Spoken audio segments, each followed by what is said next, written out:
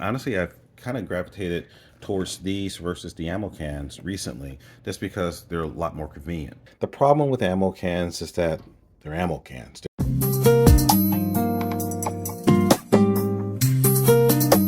got something to say, something to say. Hey everybody, how's it going? R21 here, and this is a quick one. So I just ordered something new. So recently I posted on social media that I have a lot of batteries. So I decided to go ahead and get some new LiPo bags. Now, the reason I'm doing this is, well, I actually already have a bunch of nice LiPo bags, but I've got so many batteries now that I figured that just for my own sanity and organization, it's probably a good idea for me to have enough LiPo bags so that I can keep them separated by function.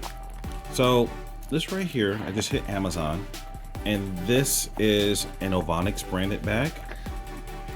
And this was only about $9, I believe. So it's a pretty decent sized bag here. But the reason why I wanted to get it was, number one, it's got this nice storage space here, so I can do things like put extra charging connectors and things like that in. But also on the side here, it's got this little pass-through, so I can actually use this for charging. For let's say, now it's all bent up, I need to put up, but let's say I'm using this as a travel bag. You know, I can put batteries in it while I charge, and that's pretty cool. Other thing that it has that my other bags don't have is it actually has a shoulder strap. So I can just go ahead and strap it up, throw it over my shoulder, and go on with my day. So let me just go ahead and do that. So I can clip that side, and now it works together. So yes, it is floppy all around, but let me go ahead and zip it up. And that brings up the last little thing that I liked about this bag. In addition to having zippers, or a zipper, I guess it's two zippers, it also has a nice Velcro closure, so it's doubly secure. So I figured that for $9, that's not too shabby. So this is a nice to-go bag, but also you got this big one over here. Now this guy, it actually has some similar features. So this one right here, this is U-Power LiPo guard, and folds down again. Does not have a shoulder strap. However, when I open it up, it does have a zippered storage compartment. So again, I have some internal storage that I can throw things inside of. So if I do take it out into the field, or if I just have accessories that I want to keep inside of here, like adapters and such. But the reason I really want to get this one was because you see on the inside, it's got Velcro right here. So that's what the second piece is. This one comes with a set of dividers. And this becomes important because when you're running with a lot of batteries, a lot of big batteries, oops, just sending stuff flying. So when you're like me, you have a lot of batteries. Sometimes you want to keep them organized. This guy has this large central divider that goes the whole length of the batteries. I'm just going to put this about halfway, just like that. Okay, and now I have these little guys that I can go in and I can put them at different increments inside of it.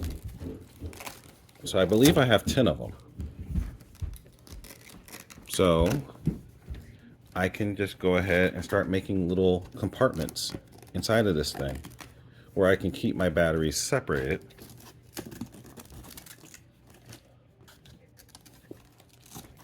And that will do two things. That will help to keep the bag itself in shape, because it's going to have a little bit of structure inside of it. So that's going to do two things. That's going to help to keep a little bit of structure inside of here, so I don't have to worry about the bag itself or the batteries inside the bag getting a lot of stress. But it gives me a little bit of flexibility to maneuver things around and just customize it based upon what batteries I'm going to be carrying or storing in the bag at that particular time. So I'm just putting these in kind of in a rough order right now.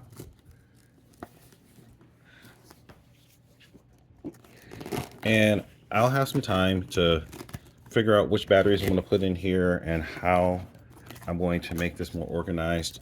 I'm probably going to end up using this to store some of my bigger cells, like my 6-cell and my 4-cell packs. That just gives me some nice good room. And now that it's got the dividers in place, it's a lot more rugged. We'll keep its shape a little bit better. So now that I have the dividers in place, it keeps the shape kind of nice and basically just has a little bit more internal strength. So I don't have to worry so much about the cells inside possibly being banged up just because they're flopping around in there. So again, these both, they're kind of nice. I mean, it's this right here, I mean, it is just, like I said, a big open bag. So once I put cells in it, it's going to fill out. But the fact that I do have this opening here where I can pass wires through and I can charge in the field, so I can have a little bit more safety if I decide to do that, or I mean, or charging at home as well. That's the important thing, because the main thing with all these are LiPo storage and LiPo charging. A lot of these bags are pretty good for storage, you know, where you just throw all your bags, you know, to keep them. I mean, I also use ammo cans, but honestly, I've kind of gravitated towards these versus the ammo cans recently, just because they're a lot more convenient.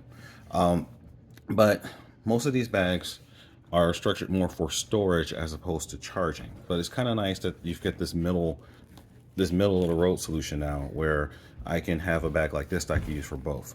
So given the shoulder strap, this is probably going to be my to-go bag. So I'll take batteries from a long-term storage bag, and then so this time I'm going to go fly. I'll just take out the cells I'm going to use for the models I'm going to be having that day, throw them in this bag. I've got my shoulder strap, and I've got a nice solution. And if I'm in the field and I need to charge, I can just take the bags out, put them in, charge, use this while I'm charging, and everything's good. All right, guys, a few months have passed, and I've had a chance to really settle in and find a really good workflow on how I'm using these battery bags. So let me just go in and show the Ovonics bag. So I'm pretty much using this exactly the way that I initially thought I would.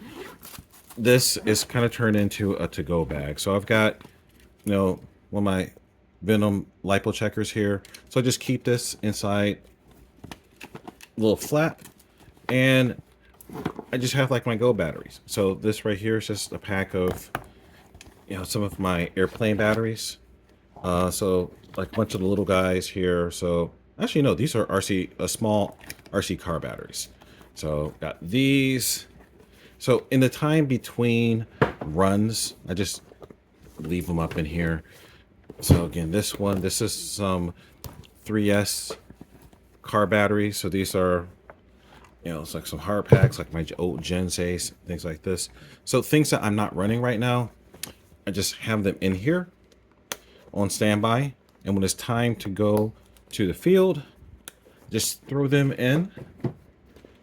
Oh, and I've got just a random extra bag in here. Just, you know, it's always good to have extra bags. But, you know, when I'm not running and I just want to have long-term storage, I just have a bag in a bag. And yeah, that might be a little overkill, but, you know, it's very rare that a LiPo will go bad while it's sitting in storage, but it has happened. Like I said, extremely rare, but it has happened. So having a bag in a bag, which is also stored inside of a steel case, not necessarily a terrible thing.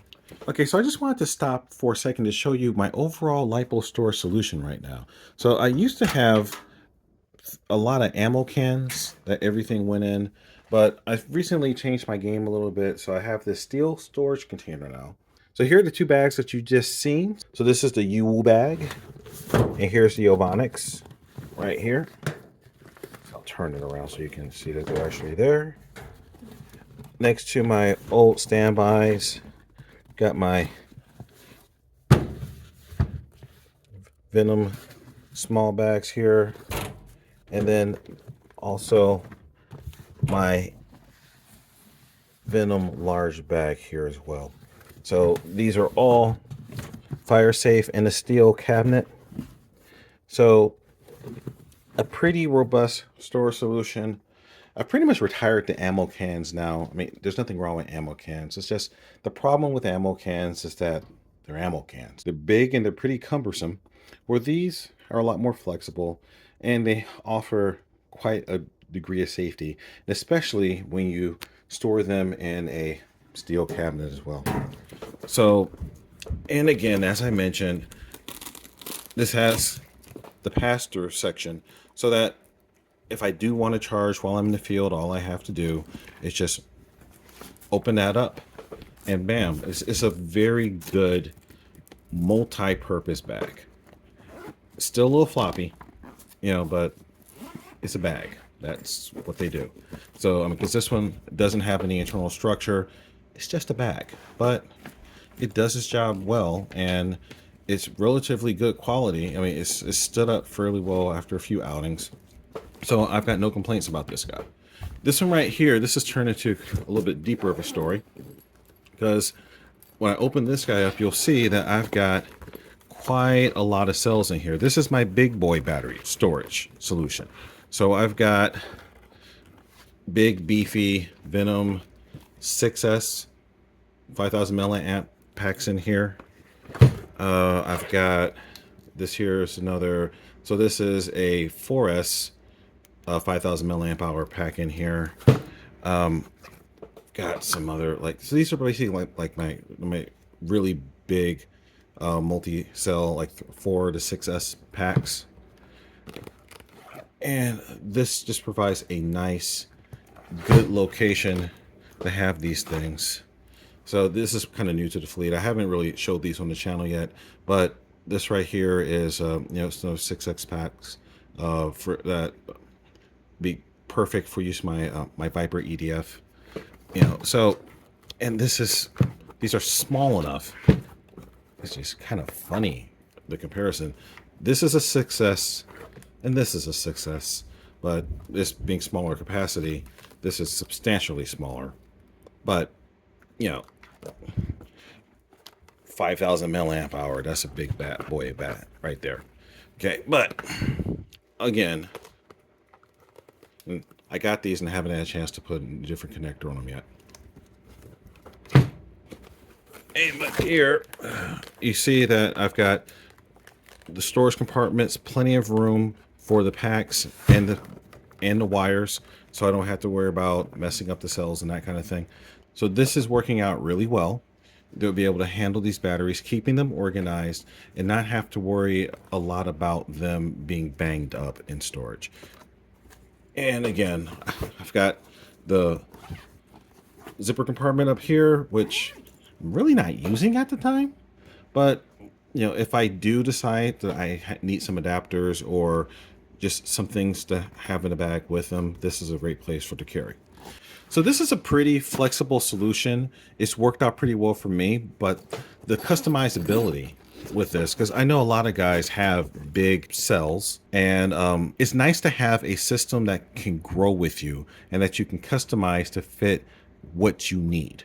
And that's exactly what this is. It's not a one size fits all. It's something that you can really customize and equip that match your needs. So that's the reason why this was really attractive to me. And so far, it seems to be working out just fine. The nice thing about the hobby right now is that there's lots of options out there so that you don't necessarily have to try to shoehorn yourself into a one-size-fits-all solution. If you sit down and really think about how you're going to use your gear, there's enough of the diversity out there where you can find something that probably lines up pretty close to whatever you envision. You can change this around and, you know, do the layout differently. This is just how I chose to do it.